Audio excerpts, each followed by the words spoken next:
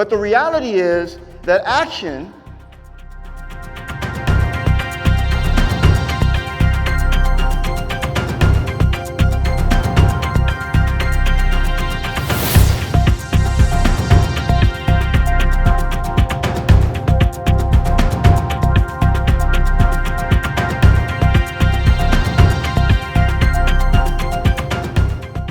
and you are what you believe. Let's go. Are y'all having fun? Is EXP in the house? Yeah! My name is Knolly Williams, and I'm here to share with you that you are what you believe. How many of y'all believe that today? You are what you believe. You know, when I got into real estate, I took over 1,000 listings during my first 10 years in this business. And I made my first $1 million at the age of 29. I've done a lot of really cool things. Have a new book out on McGraw-Hill. Never thought that would happen. And in order to do all of that, I had to change what I believed. Because I didn't believe I can do all those things before. How many of you guys, well, don't show your hands, but how many of y'all in your heart, you're like, man, I can't do YouTube. Mike Sherrard can do YouTube. I tell you, when I first started with YouTube, I sucked. And then as I kept doing it, I sucked a little bit less. And eventually I sucked so little that it was actually good. Okay? And that's how it goes. You are what you believe. And I had to change my beliefs in order to get different results. This is Uncle Knolly when he was a little boy. And I was a cute little kid, and I'm a cute little man, all right? But right after these pictures were taken, this is me and my sister, and not long after these pictures were taken, my mom and dad got divorced. And that really broke my heart. Some of you guys know what I'm talking about, broken families. That really broke my heart. But mom got really angry. She got real bitter. And she started taking it out on me and my sister. And she would say things to me like, you'll never amount to anything. Boy, I'm sorry we ever had you. You disgust me. And see, my name is Knolly Alexander Williams Jr. My dad had the same name. So when she saw me, she saw him. She hated him. She hated me. That's the way it went. And I started to believe that. And so by the time I was 16, I had already dropped out of high school. I ran away from home. And I was out there on the streets. And I did that for 2 years. From the age of 16 to the age of 18, I was going from house to house to house, trying to find a place to stay, staying with my boys, hanging with the thugs, trying to hang with my homies. Because when I was 10 years old, we moved to South Central LA, and that was our life. And I had to start believing different things in order to start having different things. Now, by the time I was 18, I had a come to Jesus moment, literally. Okay, a come to Jesus moment, literally. And I started to believe different things. And this is me, just 6 months off the streets. Okay, I polished up, and look at me. I had a big Bible in my hand. I had a smile on my face and a song in my heart. And I still got that today. You still find me with a Bible in my hand, a song in my heart, and a smile on my face. Just a little bit older. And look at that book right above me. It's called Manage More by Doing Less. That's a book that was out on McGraw-Hill, came out in the 1960s before I was born. And my latest book just came out a couple months ago on that same publisher. And what's the topic? It's called 3 Hours a Day. It's all about teaching entrepreneurs how to make $250,000 or more a year, nights and weekends off, 4 to 5 vacations a year, being debt-free while working 3 hours a day. Okay? But in order for me to become that young man who I was an office manager, okay? Just a few months off the streets. Now, I always had the potential in me, but I didn't believe it. And the truth is, you are what you believe. This is me just 10 years later, okay? I was just 30 years old in that picture. I was on the cover of Austin Chronicle. I had the world's #1 Christian rap label at the time. At this time right here, I was making $150,000 a month. I was making more as a 29-year-old than my mom. In a week, I made more than my mom ever made in a year. What you talking about? I ain't gonna be nothing. Now, I love you, Mom. Hey, I reconciled with my mom at 18 years old. Do not hold bitterness in your heart.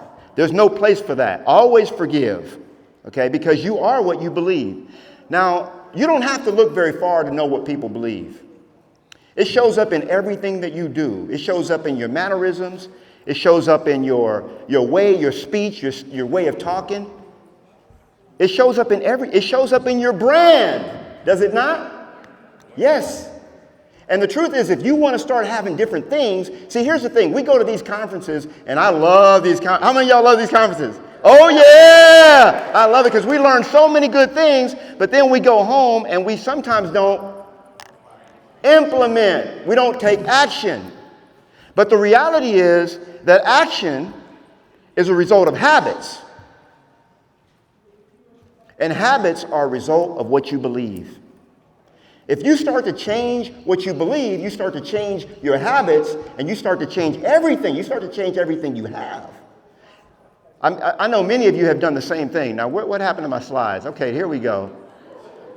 All right. You guys are getting a sneak peek. It's okay. Now, every choice that you have ever made has led you to right where you are and what you have and everything that, who's responsible for what you have right now? Me. Who's your best friend when it comes to getting everything you want in life? God Almighty. And who's your second best? You are. And who's your worst enemy when it comes to not? See, sometimes we come to these conferences and we don't implement because of the belief. It doesn't matter what you learn at these conferences, and I say learn a lot because I'm a lifelong learner. I read a book a week. I love to learn. But people say, well, I'm just going to implement. Well, you can't implement unless you believe. You got to believe first. Anybody tracking with this? Yeah. Now, if you can influence what you believe, you can change everything. You got to influence what you believe. What you have, where you live, and who you are. The brain has what we call neuroplasticity. Who's heard about this? We discovered this in 1890. Now, before 150 years ago, what we thought was that when you come into this realm, the same brain that you come in with is the same brain you go out with. And that's false. We've already debunked that. We know that's not true. DNA is the same, but not your brain. Look at this brain right here. This is after 2 weeks of stimulation, and then after 2 months. These are research studies. You can completely rewire your mind. Okay? Is it time for a remodel? You know, we love to look at before and afters, don't we? We love that, boy. But here's the biggest remodel of all. It's time to remodel your mind. And you do that by changing what you believe. Let's talk about the 95-5 for a minute. We learned in science that 95% of the things that you do every day are autonomic. They happen with or without your participation. And in order to have what it is that you want, see, when we come to conferences like this, there is no conference like EXPCon. Can I get an amen? It's the best. And a lot of times when we come, we try to work on that top layer. Oh, I'm going to get some strategies. I'm going to get some tips, some tactics. I'm going to get a couple of little nuggets, and that's really good. But that's the top layer. If you really want to change it, you got to change what you believe, and the only way you can do that is by rewiring your mind, and the only way you can do that is by changing your subconscious mind. And the way you do that, let me give you a primer for that. Anybody want some ammunition for that? A great book is The Power of Your Subconscious Mind by Dr. Joseph Murphy. Dr. Joseph Murphy. Oh, it's stuff we don't want to read, but it's stuff that we need, right? It's stuff we need. I wrote the book 3 hours a day. It just came out very recently. All of you should have this in your library. And one of the things, oh, there you go. My man's got it. All right. No shame in it. But what we learned is that 10%, if you show me what you did yesterday, I will show you that 90% of the things you did yesterday, well, maybe not yesterday because you were at the conference, but last week, you take any day, 90% of what you did is not income producing. And the reality is 10% of the things that you do every day as an entrepreneur, as a real estate agent, are producing 90% of the results. And there's 90% of the things that can be cut out of your life if you begin to believe different, which will make you act different. Jesus said, therefore I tell you, whatever you ask in prayer, believe that you have, what? Received it. And it will be yours. So Jesus said, in order to receive, you gotta believe. And by the way, the word that Jesus used there is the word pisteo. What does pisteo mean? It means to fully rely in and fully rely on. So if Jesus said, hey, Knolly, do you believe in that chair? I wouldn't say yes. It's an action word. It's an adverb. If Jesus said, Knolly, do you believe in that chair? What I would do is I'd walk over to the chair and I'd sit down. You demonstrate your belief through action. Does that make sense? Yeah. It's an action word. Look at this. Think and grow rich. Whatever the mind of man or woman, okay, we'll put woman first, can conceive and believe it can achieve. Thoughts are things, and powerful things at that. When mixed with definiteness of purpose and burning desire, can be translated into what? Riches. That's what we want. How many of y'all don't want riches? Raise your hand if you want to be poor.